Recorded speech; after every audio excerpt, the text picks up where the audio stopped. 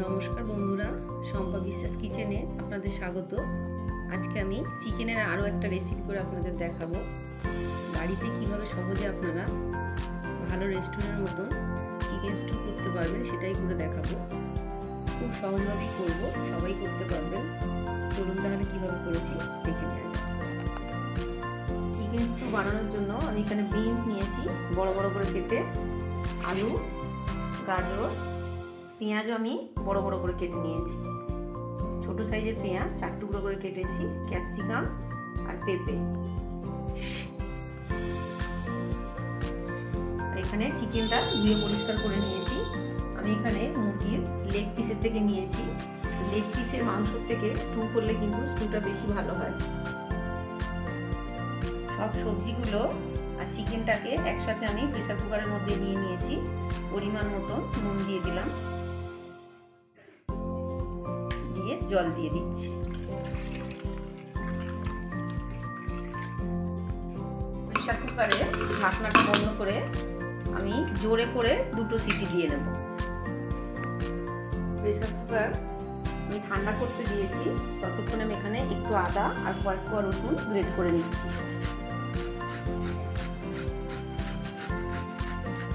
আদা রসুনটা আমার গ্রেট করা হয়ে গেছে।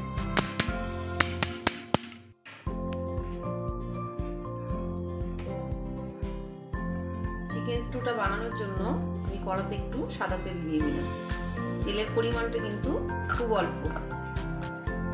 তেলটা গরম হলে আমি ফোড়নে একটু গোটা গরম মশলা আর একটা তেজপাতা দিয়ে দিলাম।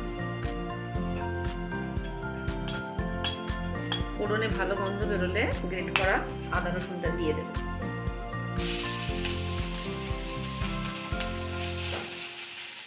আদা রসুনটা যতক্ষণ কাঁচা গন্ধ না যায় একটু ভেজে নিতে হবে।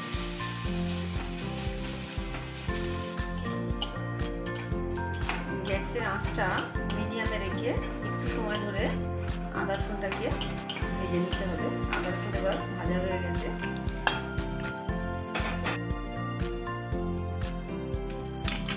প্রেসার কুকারটাও ঠান্ডা হয়ে গেছে।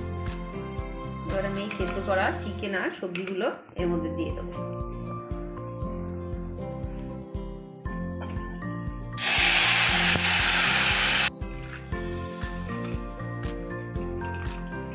ঝোলটা আপনাদের যার যতটুকুনি প্রয়োজন জলটা বুঝে দেবেন।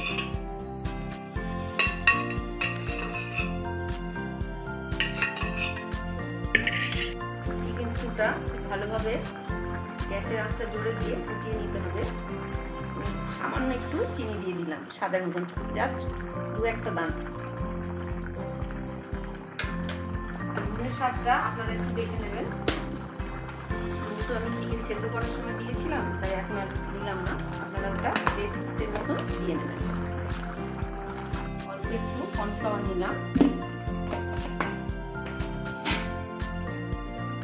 একটু জল দিয়ে এটাকে খুব ভালোভাবে গুলে নিতে হবে।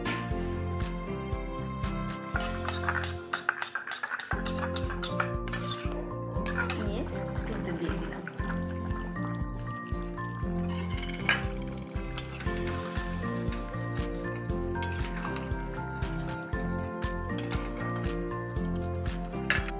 দিয়ে দিলাম, গোলমরিচ দিলাম। ঝালটা অবশ্যই আপনারা বুঝে স্বাদ অনুযায়ী দেবেন।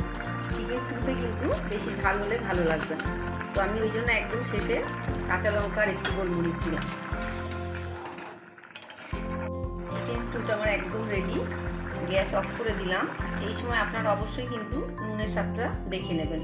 গ্যাস অফ করে আমি একটু বাটার দিয়ে দিলাম আর ওপর থেকে ধনেপাতা দিয়ে দিলাম।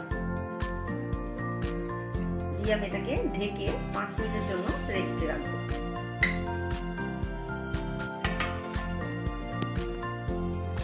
চিকেনটা আমার 5 মিনিট রেস্টে রাখা হয়ে গেছে, একদম রেডি।